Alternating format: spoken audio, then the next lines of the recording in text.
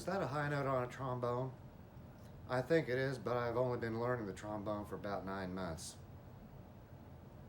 Oh, okay, I'll confess. I cheated. Using a soprano trombone. I just received this a few weeks ago. Started tooling around with it, and construction-wise, for something that small, it's pretty solid. It's a Mouthpiece brand that I bought through Amazon for about $300. And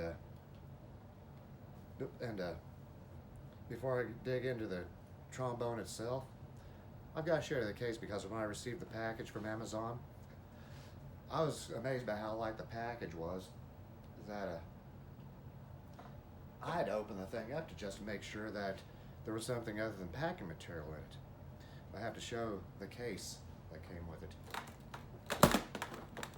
It's a nice hard shell case, just like the hard shell case I was using my other trombone, also Maz.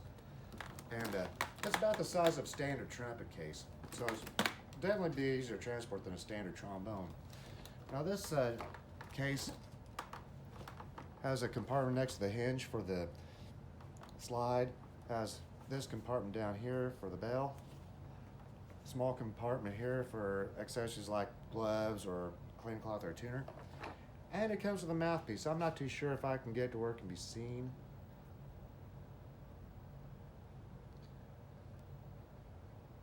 But it's a 7C mouthpiece.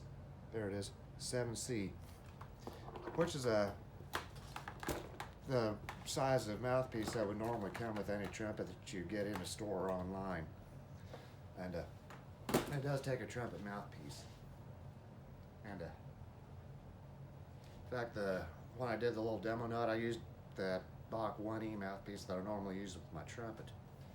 One thing that's cool about a small size, I have my handy little trumpet mute that I got with my kit of mouthpieces last year.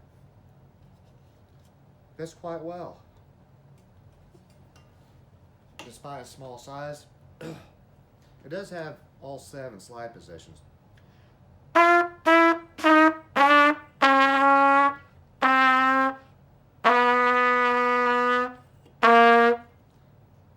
But because of its small size, 7th position is really easy to reach compared to a standard tenor trombone. You don't have to lunge. In fact, when I reach 7th position on this, my arm position's pretty close to where it is on 5th position on a normal trombone. Now, because it is a soprano trombone, it's keyed an octave above a standard tenor trombone. When I got it from Amazon, it was actually advertised as a mini trombone, probably because of its size. But when I found out it was a Maz brand, I knew it would be a decent instrument for the price because that's what I have with my other trombone. I've also heard people call it a slide trumpet.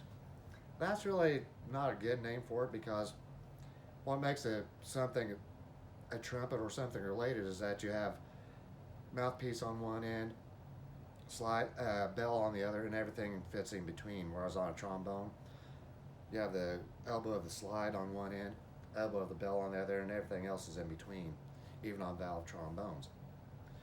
And so this is very lightweight, probably about maybe a half to 2/3 the weight of a trumpet because you don't have the additional weight of the valve assembly with its associated slides.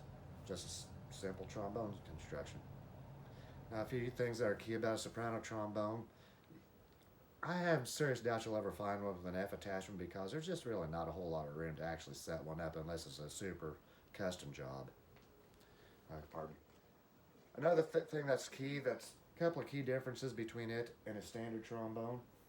On a standard trombone, of course mine has the F attachment, the joint on the that joins the slide and bell section. It's a knurled nut on the bell section that engages external threads on the slide section, sealed with an O-ring. On a soprano trombone, it's just a simple little clamp at the time of a thumb screw, similar to what's used on the removable or adjustable mouthpiece receiver, otherwise known as a shank, that would go with the flugelhorn or a piccolo trumpet.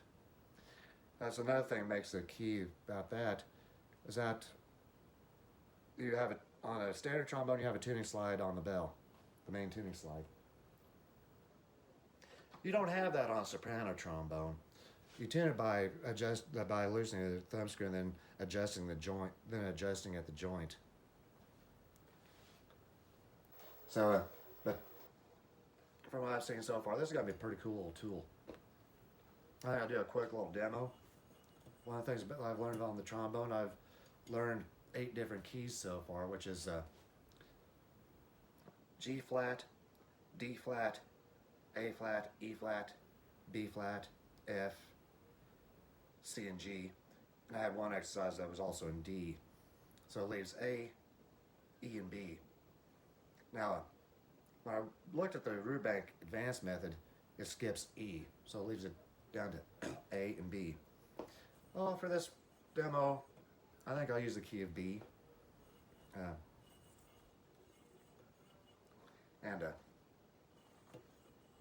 think one tune that I've seen one pro use a lot on demos is Bluebells of Scotland. He likes to use the key of E flat when he's using a B flat instrument. In the training material I had, I saw it in F, B flat, and D flat. But I just had Wilders try it in B. Hopefully I'll get the slide positions located right on this.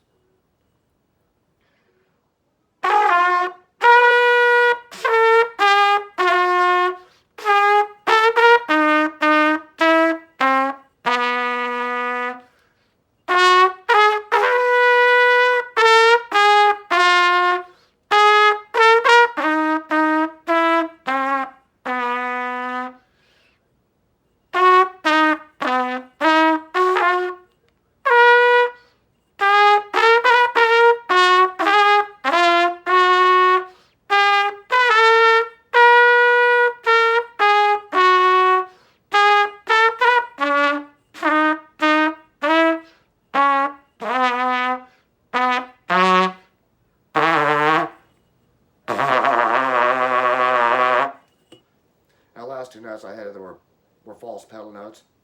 I learned that technique on the trumpet. I know there's probably going to be some trombone purists who will say, you played it in C flat.